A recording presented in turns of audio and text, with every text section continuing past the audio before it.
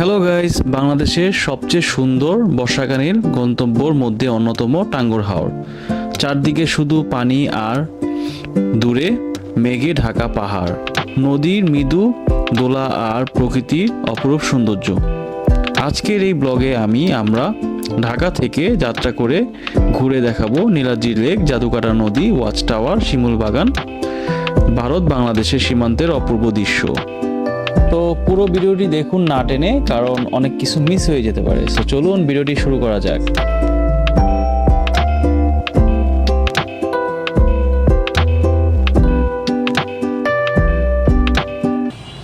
তো গাইস, ঢাকা থেকে রওনা হয়ে গেলাম রাতে 11টার দিকে। তো এখান থেকে অনেক রকম বাসই যায়। তো আমরা নেত্রকোনা হয়ে যাব। আমি একটা ট্রাভেলসের সাথে যাচ্ছি, যদিও এটা কোনো স্পন্সর ভিডিও না, তাই আমি সাজেস্টও করছি না, কারণ তাদের সার্ভিসটা আমি মোটামুটি পেয়েছি, তেমন একটা ভালো পাইনি। সো আপনারা নেত্রকোনার বাস হয়ে যেতে পারেন। সেটা গাজীপুর হয়ে, তারপর ময়মনসিংহ হয়ে যাবে। তো ভোরের মধ্যেই নেত্রকোনা পৌঁছে যাবেন। তো আমরা এখন চা খেয়ে নিচ্ছি। আমার জানো এটা তো মনে হয় জয়দেবপুরের পরে আর কি। সাইনবোর্ড দেখলাম জয়দেবপুরের পরে। তো আমরা কাছাকাছি হয়তো চলে আসছি, এখান থেকে আর আধা ঘন্টার রাস্তা। তো ভোর হয়ে গেছে, আর দেখতে দেখতে চলেই এলাম। এখান থেকেই নামবো, আর খুব সুন্দর দৃশ্য দেখা যাচ্ছে। তো এখন আমরা বাসে কিছুক্ষণ ওয়েট করছি। সামনে একটু বড় বড় ট্রাকগুলা আছে, এই জন্য একটু জ্যাম ছিল। তো এখানে নেমে আপনারা অবশ্যই কিছু চিপস, বিস্কিট, কেক কিনে নেবেন, কারণ আপনাদের অনেকটা পথ ট্রলারে করে বা করে যেতে হবে। যারা হাউস বোটে আসবেন তাদের তো কোনো কথাই নেই, তাদের সকাল থেকেই নাস্তা শুরু হয়ে যাবে। তো আমরা যাচ্ছি budget travel, so that's why আর কি, এরকম ট্রলারে করেই যেতে হবে। সো আমরা ট্রলারে উঠে পড়লাম। এখন আমাদের কখন কি নাস্তা দিবে জানি না, বাট নিজেদের মতো নিজেরা কিনে নিলাম। তো আপনারা যদি এরকম ট্রলারে করে আসেন তাহলে অবশ্যই কিনে নেবেন। সো আমাদের যাত্রা শুরু, আমরা শুরু করে দিলাম, যাচ্ছি।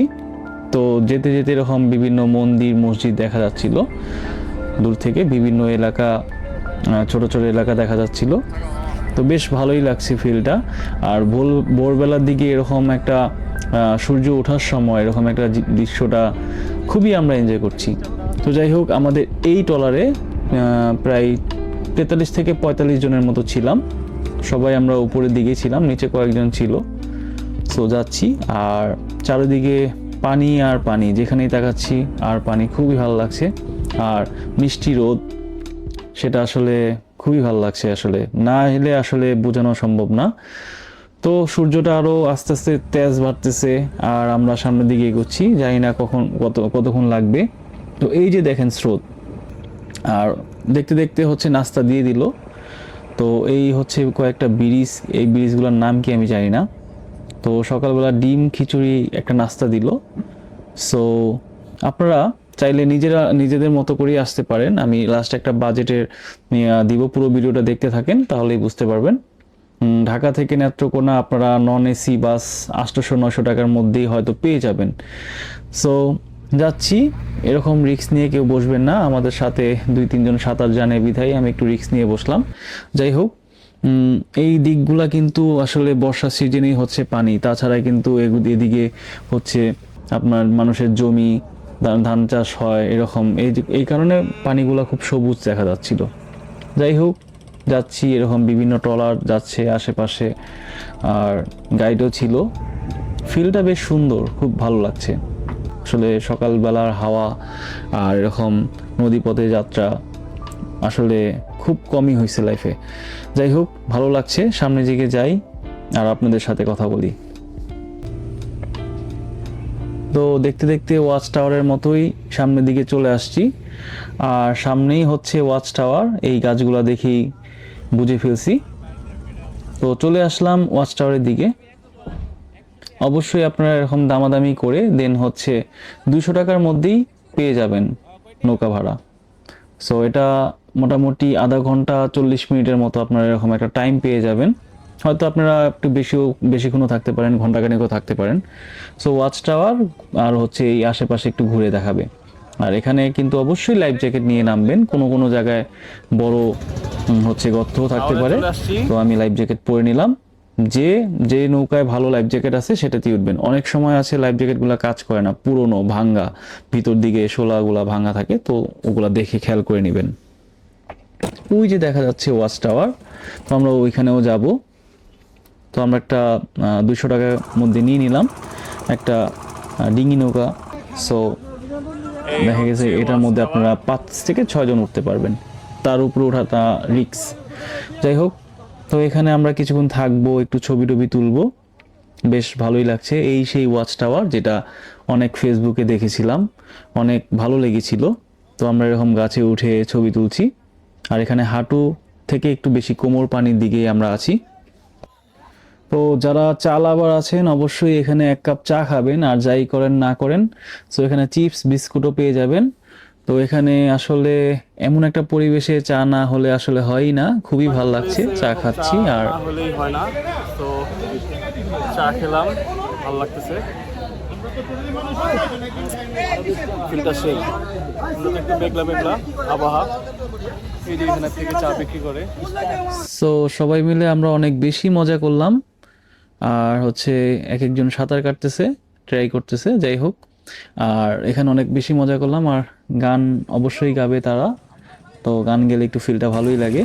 অনেক বেদনা ভরা পানি ছিলেন না দাদা? আমি আর ব্যথা পেতে চাই না। হাওড়ের কোনো গান গাও। চেনা শহরে তাই তো পাথরের নগরে, তাই তো আইলাম হাওরে, তাই তো আইলাম হাওরে।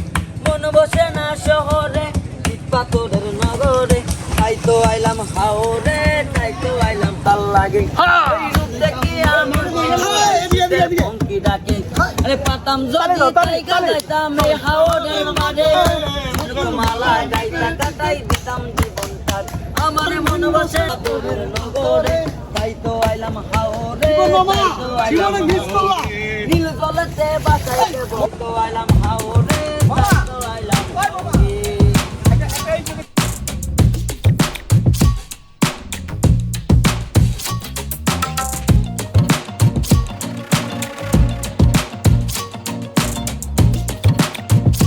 আমরা ওয়াচ টাওয়ার যাচ্ছি।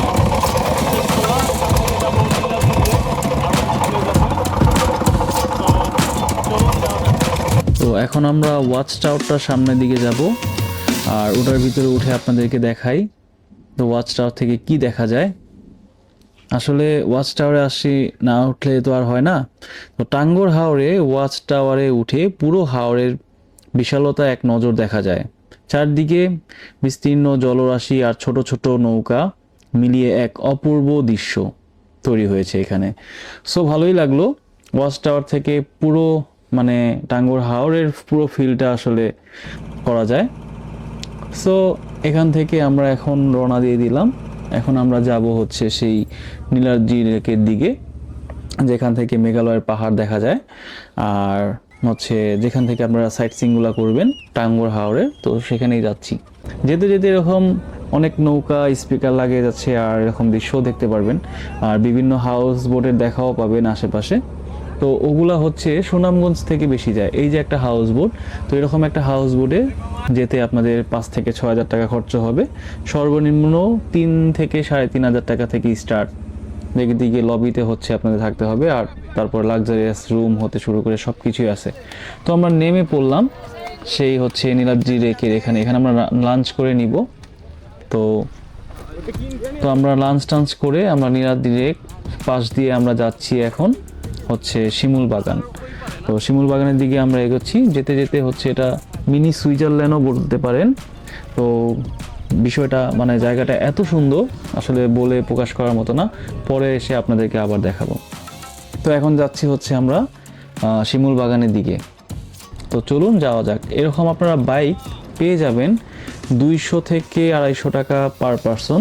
তো আপনারা হচ্ছে আসলেই মূলামূলি করে নেবেন, আপনাদের যেভাবে পোষায় সেভাবে করেই নেবেন। যেতে যেতে হচ্ছে একটা গ্রামের ভিতর দিয়ে, ভিতরে হচ্ছে আপনার রাজার বাড়ি বলে, মানে এদিকে যে উপজাতিরা আছে তাদের রাজা ছিল, এই জায়গাটা হচ্ছে এইখান দিয়ে হচ্ছে যায়। আমাকে বলল যে বাইক চালাচ্ছে এই মামাটা, তো আদিবাসীদের আর কি রাজা ছিল নাকি সে। তো যাই হোক, যাওয়ার রাস্তাটা একদমই ভালো ছিল না। আর হচ্ছে এখানে ব্রিজের কাজ চলছে, হয়তো একটা সময় ঠিক হয়ে যাবে। অনেক পর্যটক আসে এখানে, মোটামুটি ভালোই। আর এখানে হচ্ছে কয়লার চাষ নাকি জানি হয়, একটা বললো। তো যাই হোক, এখন শিমুল বাগানের কাছ দিয়ে আমরা যাচ্ছি, ভিতরে ঢুকবো। বাইরে থেকে দেখে তো অনেক ভালোই লাগছে। তো চলুন যাওয়া যাক আর আপনাদেরকে দেখাই।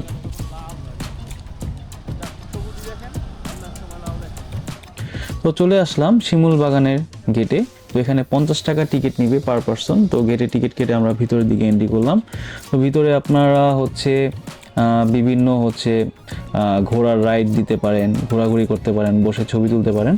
তো শিমুল বাগান মূলত বসন্তকালের লাল শিমুলের জন্য আসলে বিখ্যাত। তবে বর্ষাতেও এই জায়গাটা আলাদা সৌন্দর্য রয়েছে, সবুজ গাছপালা আর শান্ত পরিবেশ প্রকৃতি প্রেমীদের জন্য দারুণ একটি জায়গা। মোটামুটি ভালোই লাগবে, বাইরের কান্ট্রির মতো একটা ফিল হবে।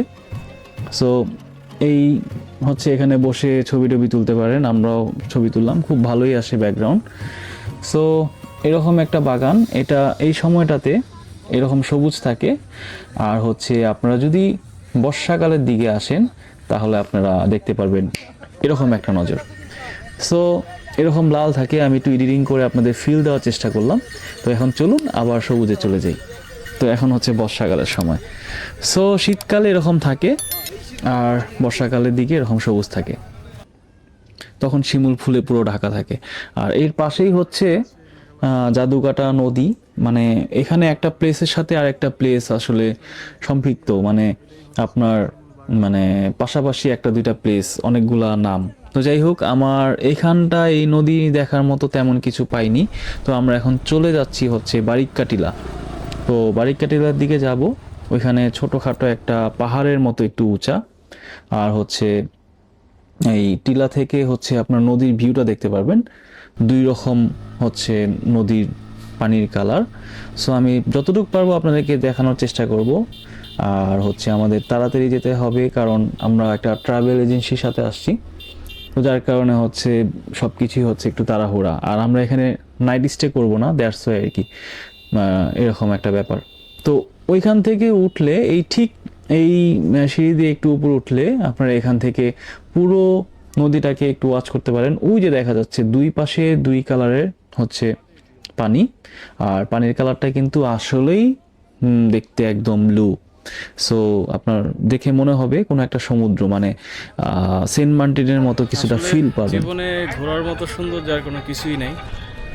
সো এটা হচ্ছে জাদুকাটা নদী, খুবই নীল, আসলে সমুদ্রের পানির মতো নীল, দেখতে খুব ভালো লাগতেছে।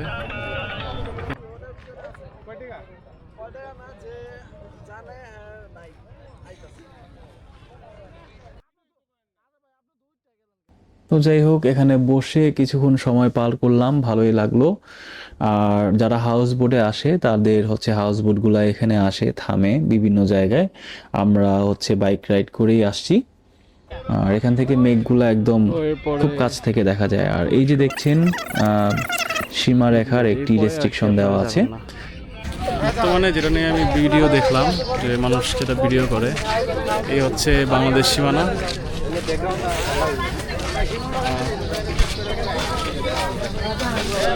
এই হচ্ছে ইন্ডিয়ার সীমানা।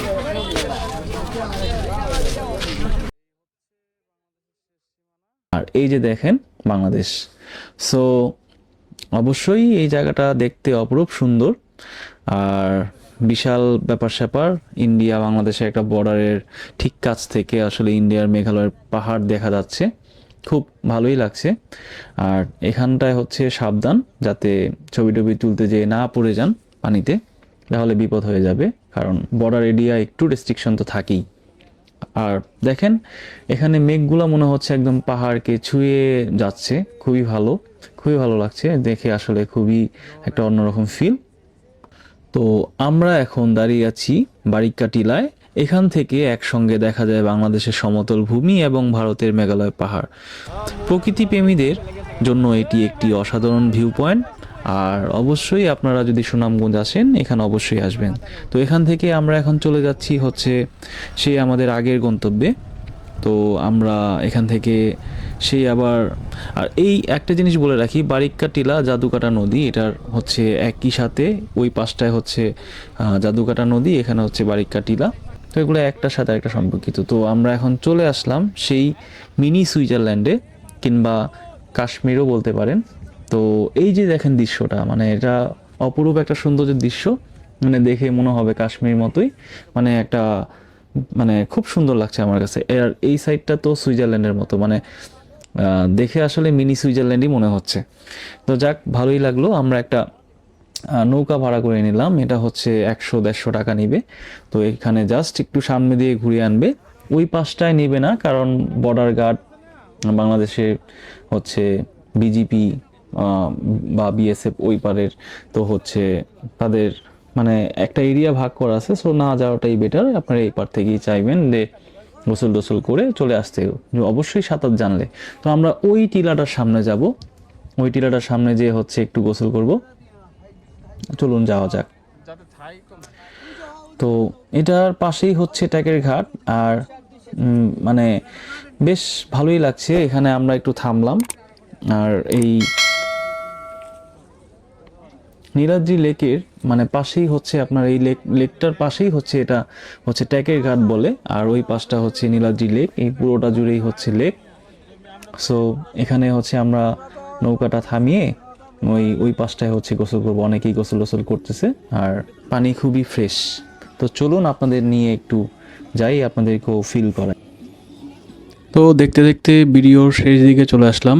তো আমাদের ভিডিওটি শেষ পর্যায়ে, আর যাওয়ার আগে বলি যে সবাই সাবস্ক্রাইব করে লাইক দিয়ে পাশে থাকবেন। এরকম আরও নতুন নতুন ভিডিও ছাড়বো, যদিও একটু লেট হয়ে গেল কিছুদিন ভিডিও ছাড়তে। যাই হোক, ভিউটা এনজয় করুন। আর টাঙ্গর হাওর অবশ্যই একবার হলেও আসবেন, তাহলে আসলে কিছুটা অন্যরকম ব্যতিক্রম ঘুরতে পারবেন। সব কিছু মিলিয়ে খারাপ লাগবে না, ভালোই লাগবে। আসলে সাজেক, কক্সবাজার এগুলোর সাথে তুলনা করলেও হবে না, যারা ওরকম জিনিস পছন্দ করেন। তো এই জায়গাটা হচ্ছে একটা অন্যরকম প্লেস, যেখানে নাকি বর্ষাকালে ঘোরার জন্যই উপযোগী। আর সব কিছু মিলিয়ে খারাপ গেল না, ভালোই গেল। তো ট্যুরের সারমর্ম যদি বলি, যে ঢাকা থেকে যদি রাত্রে 11টা বাজে রওনা দেন, ভোরবেলা এসে পৌঁছাবেন। ভোরবেলা আসার পরে হচ্ছে আপনার প্রায় 3-4 ঘন্টাতেও আপনার ওয়াচ টাওয়ারে পৌঁছাবেন। ওয়াচ টাওয়ার থেকে আরও প্রায় 2-2.5 ঘন্টার মতো লাগে হচ্ছে সেই নীলাদ্রি লেক আসতে। মোটামুটি 5-6 ঘন্টা বোটেই আপনাদের থাকতে হবে। সেম আবার 4টার দিকে, 3:30-4টার দিকে আপনাদের রওনা দিতে হবে সেই আবার নেত্রকোনার দিকে, তাও প্রায় 6 ঘন্টার মতোই লাগবে। তো যাই হোক, আসলে খারাপ লাগবে না, ভালোই লাগবে। বাট রাতের দিকে একটু ট্রলারে যাওয়াটা একটু রিস্ক হয়ে যায়, এটা অবশ্যই মাথায় রাখবেন। যারা সাঁতার জানেন বা রিস্ক নিয়ে যেতে যাচ্ছেন তারাই আসবেন, কারণ আমাদের নিজেদেরও ভয় লেগেছিল। আর না হয় হাউস বোটে পড়ে যাবেন, ওইটাই সবচেয়ে বেশি ভালো, ওইটাই আমি প্রেফার করব। তো এই ট্যুরে ওইটাই একমাত্র মিস ছিল, বাকি সব ঠিকঠাকই ছিল। এই হচ্ছে ট্যুরের খরচ, দুইভাবে আমি দেখিয়ে দিলাম। তো এখন হচ্ছে বাসে উঠে গেলাম নেত্রকোনার দিকে, আর এখান থেকেই হচ্ছে চলে যাব ঢাকায়। তো যাই হোক, নেক্সট ভিডিও পর্যন্ত সবাই ভালো থাকবেন, সুস্থ থাকবেন, টাটা। আর ডোন্ট ফরগেট টু সাবস্ক্রাইব করে লাইক দিয়ে শেয়ার করে পাশে থাকুন।